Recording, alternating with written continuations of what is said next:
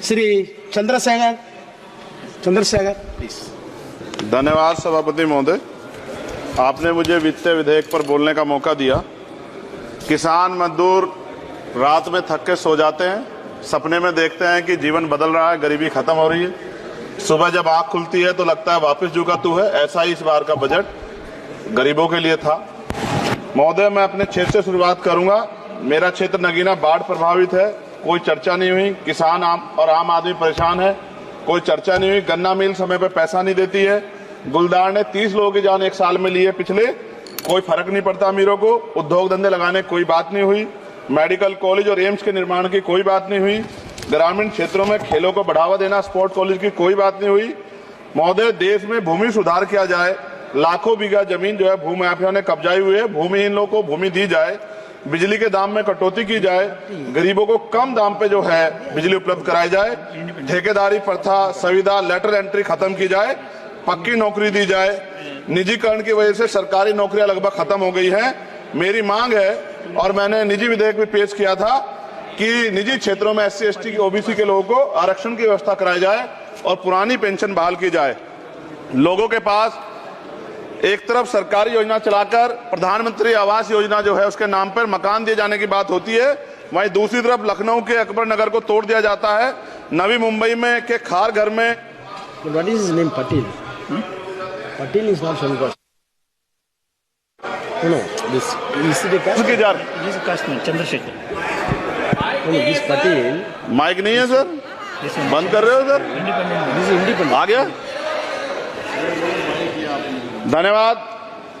हमारे लोग सर आर्थिक रूप से बड़े कमजोर हैं और 2 अप्रैल 2018 के मुकदमों के लिए कई बार सरकार से बात हुई, वापस नहीं हुई। उनको वापस कराया जाए। भीमा को वकीलों को बहुत पैसे लगते हैं सर। भीमा कोरे गांव में 3000 लोगों पे मुकदमे हुए थे महाराष्ट्र में, वो वापस नहीं हुए। पुणे में दीक्षा भूमि जो हमारा गौरव है, उसका वहां पार्किंग बना के उसको अपमानित किया जा रहा है, इसको बंद कराया जाए। पेट्रोल पंप के जो डीलर्स मार्जिन है वो 2017 से नहीं बढ़ा सर, इसका असर ग्राहकों पे पड़ता है। इसका असर जो है पेट्रोल पंप के नेटवर्क सुचारू रूप से चलाने पे पड़ता है। डीजल मार्जिन की बढ़ोतरी ना होने से हजारों कर्मचारी, लाखों कर्मचारी जो वहां काम करते हैं उनके जीवन पर असर पड़ रहा है। सहारा का में 10 करोड़ जमाकर्ता का लाखों करोड़ों रुपए जमा है। कंपनी बंद हो जाने के कारण 10 लाख से ज्यादा एजेंट बेरोजगार हो रहे हैं, नौकरी कहीं है नहीं। भुगतान न होने के कारण जमाकर्ताओं के द्वारा एजेंट पर जबरदस्ती भुगतान कराने का दबाव बनाया जा रहा है, जिसके कारण 5000 से ज्यादा एजेंटों ने आत्महत्या कर ली है। सभापति महोदय, उत्तर प्रदेश देश का सबसे बड़ा सूबा है, उसको इस बजट में कुछ नहीं मिला और बहुत सारे मेंबर, 80 के लगभग हम मेंबर जो है उत्तर प्रदेश जीत के आए, ना के बराबर मिला। यूपी में 25 करोड़ से ज्यादा आबादी है उत्तर प्रदेश के अंदर, 5 किलो राशन सरकार दे रही है, लेकिन जीवन जीने के लिए काफी नहीं है। और भी बुनियादी सुविधाओं की जरूरत पड़ती है। अगर इज्जत की जिंदगी चाहिए, उसके लिए सरकार के पास कोई उपाय नहीं है। यूपी जब एक बड़ा राज्य है, लेकिन यूपी में भाजपा सरकार की विकास गति बहुत धीमी है। हमारी सरकार से, केंद्र की सरकार से मांग है, हमें यूपी की सरकार की चिंता नहीं है, लेकिन यूपी की जनता की चिंता है। मैं मांग करता हूं कि यूपी को 4 भागों में विभाजित किया जाए।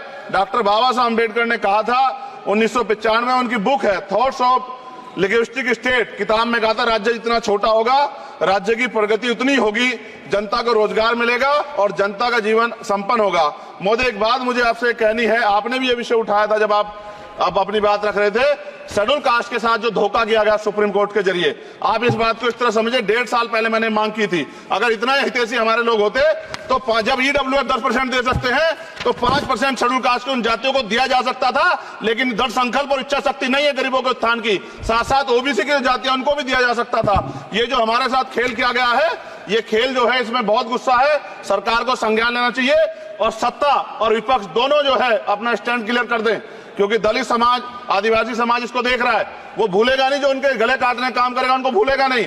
और साथ साथ एक जो मेरी पर्सनल है सर, अभी मैं सुबह से प्रयास कर रहा था कि विनेश के लिए बोलूं, जब उसको डिस्क्वालीफाई किया गया, विनेश या नहीं, लेकिन ऐसा लगा जैसे हमें चाकू घुसेड़ दिया गया।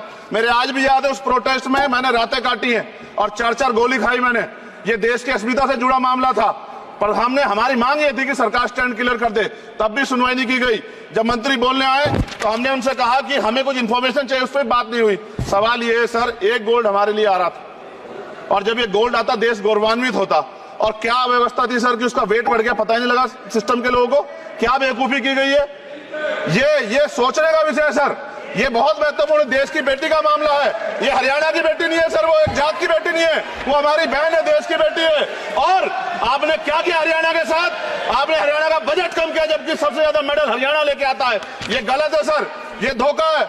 हमें इस बात की तकलीफ है कि विनेश जो है इस देश का नाम गौरवान्वित करती, इस देश का नाम बढ़ाती, लेकिन आज जो है अपमान का सामना करना पड़ रहा है। जब हमारे हितों की बात होगी हम जो है समझौता कर सकते हैं, लेकिन जब देश के हितों की बात होगी, बाबा साहब अम्बेडकर ने कहा था हम प्रथम और अंत्य भारतीय हैं। जब देश हितों की बात होगी, महिला हितों की बात होगी, महिला सम्मान की बात होगी, हर हम कीमत चुका देंगे। सरकार के मंत्री ने क्या कहा कि हमने इतने पैसे दिए, एहसान क्या खैरात दी क्या आपने कोई? खत्म कर रहा हूं सर, खैरात दी क्या आपने कोई? इससे ज्यादा पैसे हम आपको दे देंगे, लेकिन आपको चाहिए था कि इस मामले को संभालते और देश का सम्मान बढ़ाते। आपने लापरवाही बरती, इसका खामियाजा हमें भुगतना पड़ा। मैं आपसे आग्रह करूंगा कि जब वो बेटी देश लौटे सर, जब वो बेटी देश लौटे, रुक जाओ प्लीज वाइंड अप प्लीज। जब वो बेटी देश लौटे, मैं आपसे आग्रह करूंगा कि स्पीकर सर यहां बुला के उसका सम्मान करें। हम सब लोग, वो देश की बेटी है सर, देश के लिए गोल्डन गर्ल है वो, उसका सम्मान यहां किया जाए सर, हमें चाहते हैं। बहुत बहुत धन्यवाद, आपने बात रखने का मौका दिया।